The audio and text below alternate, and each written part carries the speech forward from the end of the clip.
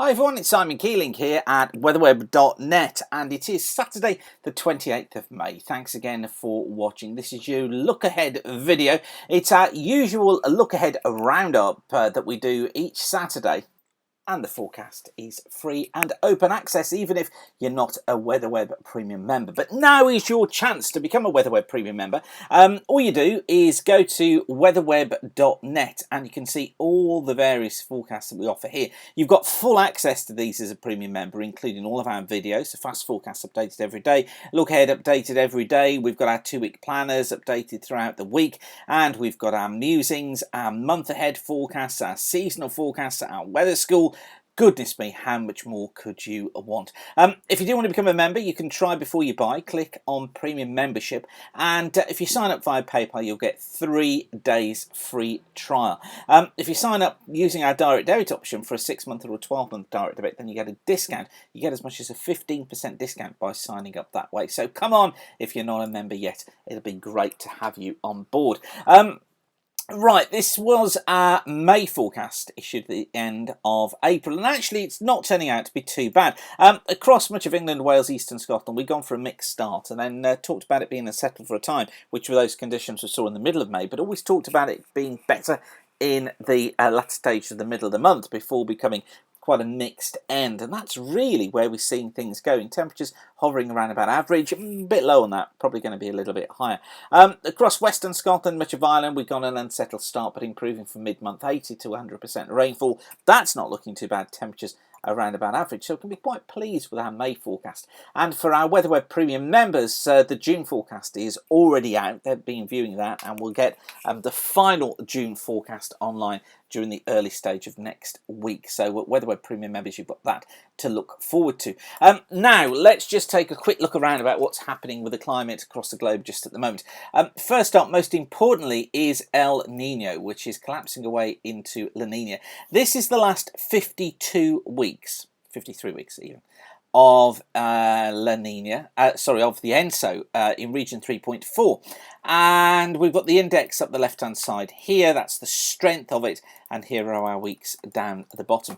Notice how we saw this peak look during December, but been falling away steadily and then sharply ever since. In fact, we're now at plus 0.2 on the threshold of slipping away into negative territory. That was the figure a week ago. I suspect we are now in La Nina.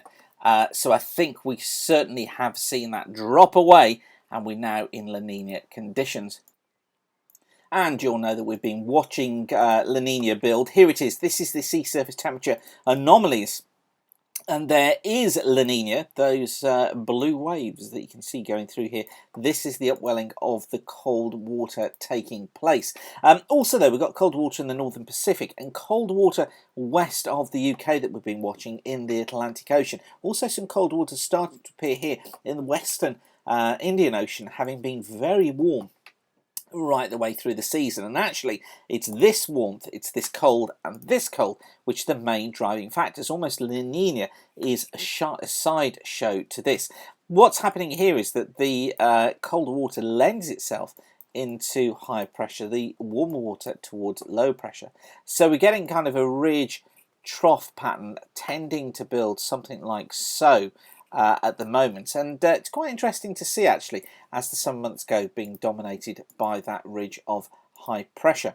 And that's actually what the longer range forecasts are predicting. This is the forecast from the UK Met Office for June, July and August of sea surface temperature anomaly, and you notice it keeps that cold water out towards the west of the UK, cold water in the Northern Pacific as well, and La Nina really getting its act together here. Notice the cold water drifting its way northwards across the East African coast. So it's keeping the ideas going then of the tendency towards a ridge here, towards a ridge here. So we're getting that sort of pattern taking shape. And it sticks with that pattern through the summer months. And this is how the UK Met Office see surface pressure anomalies through the summer months, June, July and August.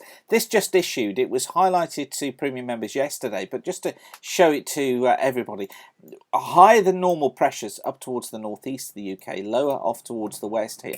And what it's trying to hint at here are south to southeasterly winds dominating across the east, south-southwesterlies dominating across the west. So it shows higher pressure certainly trying to be in control. Now, as far as the sun goes, got some sunspots off towards the east, but essentially it's quite a quiet disk. And you see here, this is the sunspot numbers for the last month. You notice that we actually fell away during the middle part of May and have stayed with fairly low counts ever since. As far as sea ice is concerned, just at the moment, this is the way the Arctic is appearing. Still well below normal sea ice, and this is just continuing to be down here. So well below normal sea ice in the Arctic. In the Antarctic, still slightly, ever so slightly, above average for the time of year. And as far as temperatures go, around the globe just at the moment, near normal across the UK. Months to date, we're above normal across western parts of Russia, but seeing this cold air getting in towards the east. Chilly across the states, chilly for South America, chilly in Chile. Actually, it's not that chilly in Chile, it's warmer. So that's a useless pun, isn't it? Warmer across Australia, and that is the mean temperature to date. Rainfalls look like this during the last week. You won't be surprised to see totals below normal across the UK, above normal across France, been pretty awful down there. Dry conditions across the eastern and southern parts of the states, wetter than average across northern parts of Australia, drier than average in eastern Australia, but wetter than average across southern and western parts of the continent. So, looking a little bit further ahead, we go into far more detail for premium members, but this is basically the CFS forecast for week 1, which is taking us from the 27th to the 2nd of June.